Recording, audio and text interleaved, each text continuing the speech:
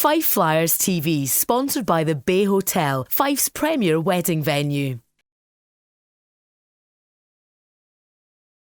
First of all, Todd, what is your thoughts going into this weekend's home match with Manchester Storm? Yeah, I mean, I've said it a number of times now. Another conference match, which we've been on a pretty decent run as of late, but very crucial.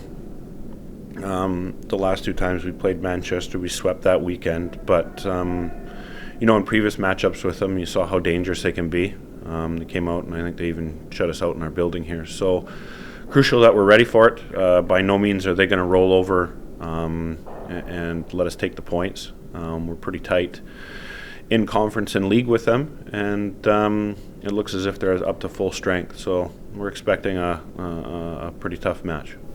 Do you think Ryan Dingle and Rick Jackman will be back in the lineup this weekend? Well, it looks good for Jackman. We're hoping to have him back in the lineup. He's been skating with us all week. Ryan's going to skate tonight, pass the late fitness test. There's a possibility of him being in the lineup this weekend. Just how big an influence are Jackman and Dingle in the lineup? Of course. I mean, Jackman, a very experienced D-man. Very good, just natural leader as well. He's great in the dressing room, and everybody knows what he can do out in the ice. And of course, Ryan's our captain and leading scorer, and is usually influential in every game he plays for us. So 2K figures, and we'd love to have him back. How impressed have you been by the team coming back from 13 points at one point behind Braehead in the conference to cut it down to 6 going into this weekend? It's been a decent run. If I'm being honest, we were just watching some tape downstairs, and we have better. We're too loose as a team. We need to up our intensity. That's great that we've got those points. I'm happy. It's given us a bit of a boost of confidence, but we want to become a team that, has the capability of winning something and really accomplish something down this stretch. And really, I think that we by far have the talent to do it. The hard working side of things has to increase. I was asked a couple questions during the week about getting this building going again. It's plain and simple that hard work and that work ethic for 60 minutes would be appreciated. And once we can get that in place, we'll be a hard team to stop. Going into this weekend, as a coach, obviously you want to win both the matches. If you're to pick one to win, would it be the conference match against Manchester? Yeah, absolutely. I mean, we'll be going after both games. But Saturday has our full attention right now. Huge conference match. Going down to Nottingham, there'll be a lot of hoopla down there regarding their success in the continent. A tremendous achievement. I expect it'll be a bumper crowd there to welcome their team back home, and a team obviously riding high, very high in confidence. So, anytime you go down to Nottingham, very difficult place to play. So both matches this weekend are going to be incredibly difficult for various different reasons. But the Manchester Storm coming here on Saturday night as our priority as it stands right now. I know you like to focus on the Fife Flyers team, but Manchester, a lot of pressure on them this weekend, 3 games in Scotland, and they'll be hopefully tired after that game against Braehead Clan on the Friday night. Yeah, well, I mean, you've seen a lot of teams come up here for the Scottish swing, I suppose they call it, and not a lot of teams have had that success that they may have had in the past. I think that, our conference is vastly improved. They're good hockey clubs up here, and, I'd like to say hopefully the days are gone when, this was a 6-point weekend for teams coming up here. Some teams have struggled with it this season, and we'd like that to continue.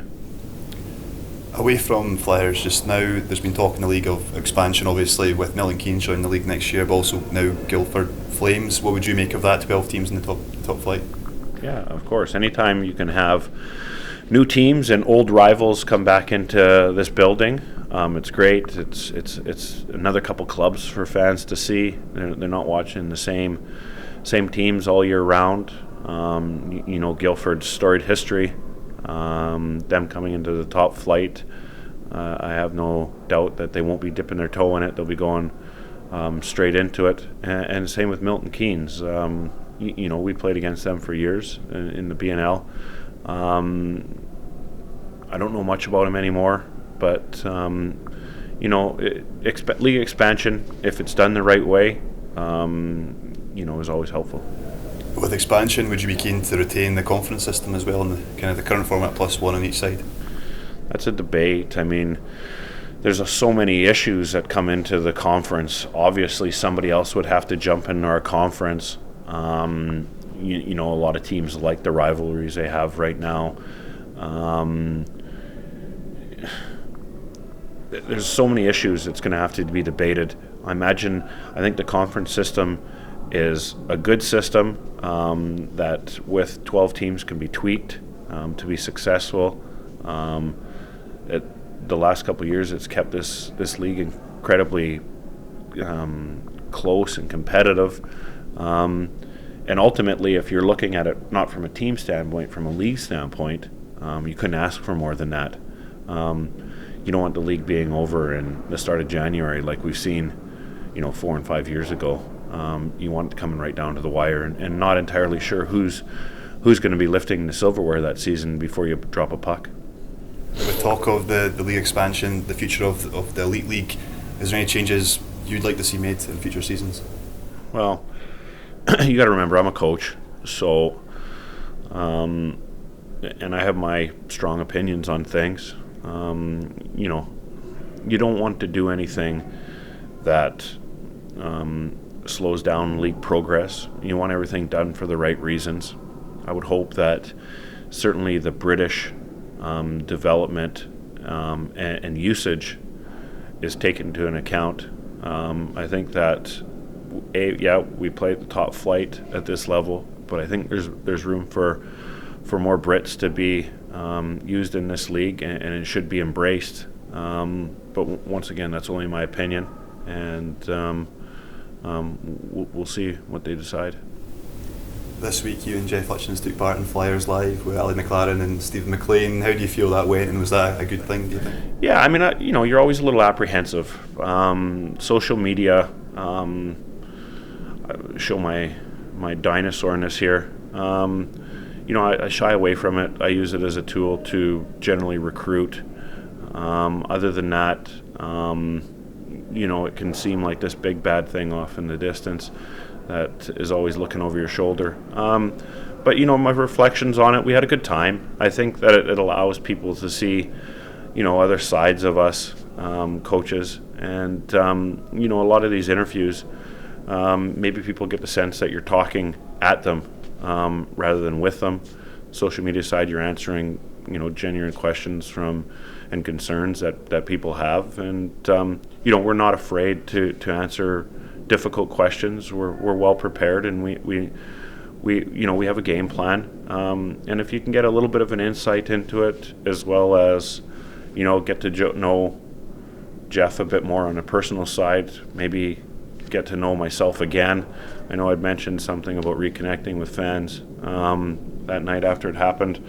Got message from a lot of fans from my first year, and brought up a lot of funny stories and a lot of memories, which was great. I mean, probably you get caught in a moment, and even I forget some of the history sometimes, being around the club for 20 years, and it's nice to know people remember that and have fond memories of it. And it was for me, it was really nice to hear. It was it turned out to be a fun night. Good stuff.